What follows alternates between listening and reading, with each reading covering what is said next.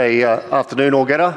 Just want to recognise the attendance over the last few days, obviously, of the, first and foremost, the Prime Minister, ministers, a number of government organisations, businesses, and also the delegates that are here today.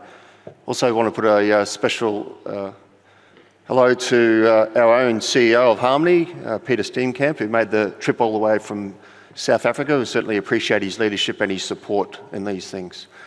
Also want to thank CORE, obviously, for organising this event. It's been great to see quite a few familiar faces. Those that don't know me, I've been at Hidden Valley for just under a year and a half as the General Manager.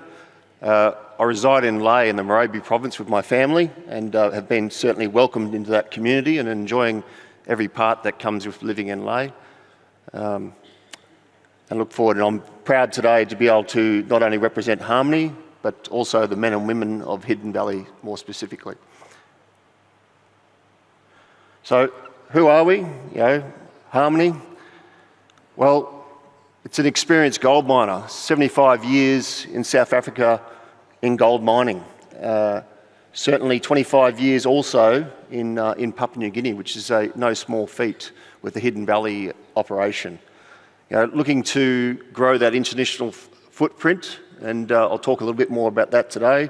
And as you can see on the right-hand side of this slide, a lot of that is in the Australasia region. So majority of our operations, of the 11 mines, 10 are in South Africa. The Hidden Valley mine, obviously in PNG.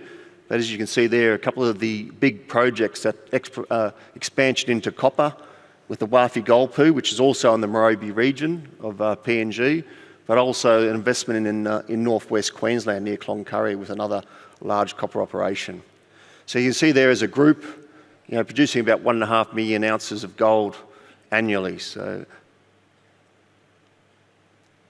the strategy, obviously, of Harmony itself, safe, profitable ounces, through improving margins. And how do they do that?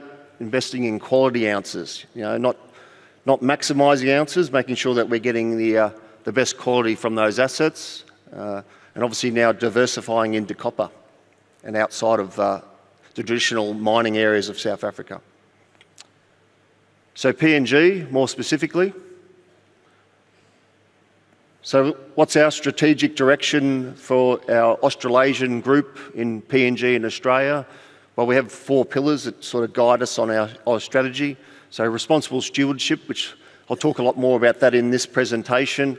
But, continuing on with our exemplary safety record, of course, is front and foremost.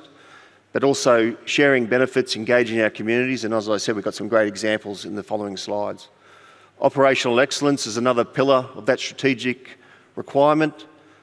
Doing what we said we're going to do, and particularly in FY24, our last financial year, hit the target that we had to hit. We did it on cost, on budget, and happy to say that also there that we were awarded the Harmony CEO Award, which is of no small feat for Hidden Valley last year for our performance in safety, production and costs. So it was a great acknowledgement of the work done by the men and women out there at Hidden Valley. Also on our operational excellence front, our engineered waste dumps and our large tailings storage facility, the largest in Papua New Guinea, and I know we'll have some visitors from Oktedi soon who spoke about that today, to come and look at how we do build and manage safely our TSF storage. So again, it's something we're happy to share. Cash certainty is obviously always part of that strategic pillars. Without cash certainty, it won't happen. So we made a reasonable profit in FY24, over $117 million US. Certainly a large increase from the previous year. Again, making sure our all-in sustaining cost also is low, giving us that margin. So not only producing the ounces, but obviously allows us to take the opportunity and advantage of prices. Capital allocation is obviously a big part of our strategy as well, and more particularly for me in Hidden Valley.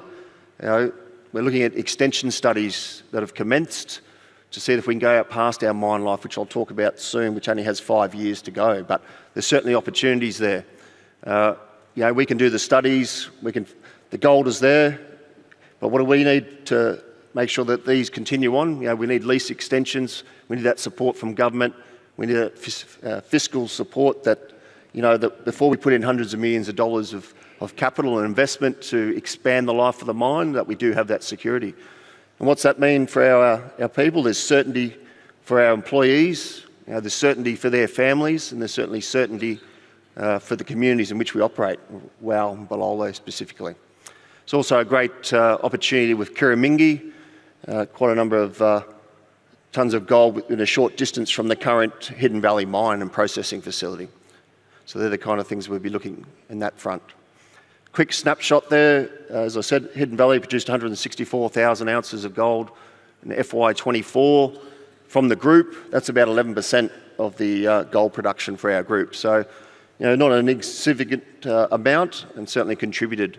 As you can see there, just over 2,200 employees too, so a big employer in the region. Mineral reserves there are 17.7 million ounces, so a small portion of that is Hidden Valley. A lot of it is actually Wafi-Golpu. So Hidden Valley, it's wholly and solely mined as an open pit gold silver operation, but Harmony owned. As I said, there's about 1 million ounces there, resource of 2.6 million ounces.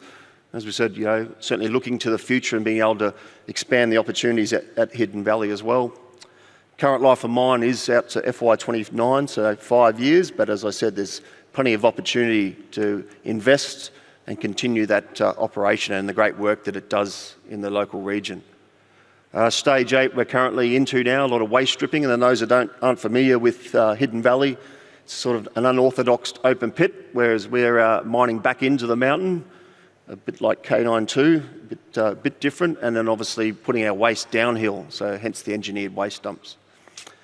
So as we said, we're exploring opportunities to expand that life of mine, which, certainly sharing that with the employees. There's definitely enthusiasm on site about that, and currently constructing a second TSF facility.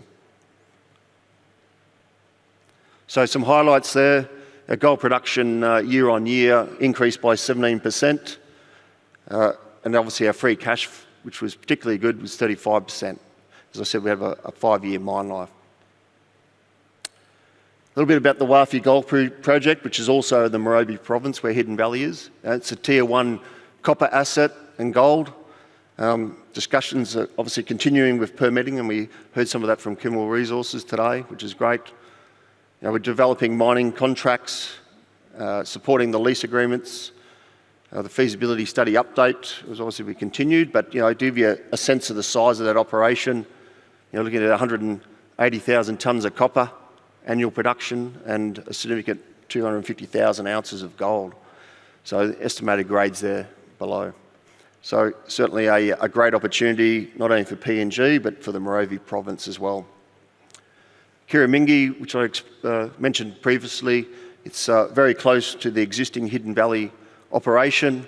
So there's a concept study, a lot of metallurgical work going on that, resource estimation, but put a lot of effort into that. But that would obviously be part of that larger expansion of our mining life of mine. Eva Copper, it's part of our Australasian region, so I just want to mention that what's happening there as well. We've got some funding from the Queensland government, who in that rich northwest part of Queensland, a lot of copper, a lot of minerals, wanting to see that expand.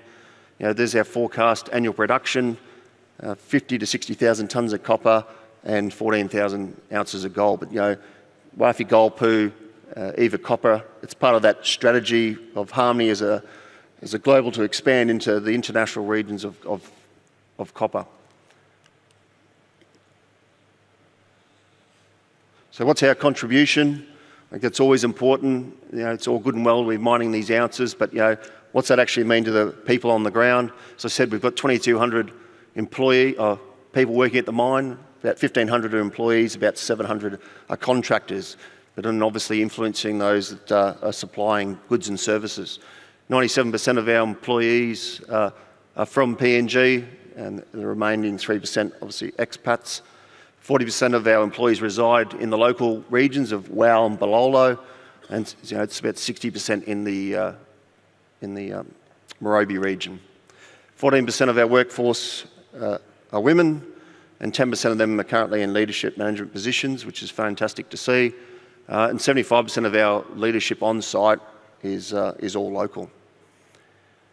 Spending about 155 million kina a year just on salaries and wages and training, which is obviously the important part as well of our business, another $6.2 million annually. So not insignificant amounts. So creating value for our communities. So again, working as a part of one of our strategic pillars is being socially responsible and engaging our local communities and working with them. The mine, as all mines, is not going to be there forever. Our vision is that we'll develop other businesses, other opportunities, so that our legacy, when the mine finally shuts, is that the communities will still begin to prosper and benefit. So taking those immediate benefits from the mine and turning them into a legacy that will last forever, whether it be in agriculture or other things. So our total spend in community is 564 million kina every year, a lot of it procured locally. Obviously a number of that is royalties, etc. So to the government as well, obviously we're paying our about 75 million kina per annum. Majority of that again being taxes from personal income. As I said, we're only $155 million of salaries per annum, so there's taxes going in there, $17 million in royalties, and other government taxes around $15 million. Environmental stewardship is always important. We spent $12 million so far on our environmental management in PNG to date. Spent $5.1 million recently just advancing our closure planning. So obviously life of mine's 5 years. We need to get in early and invest in that potential closure. And as I said though, it won't be wasted if we do extend the mine life. So community social investment,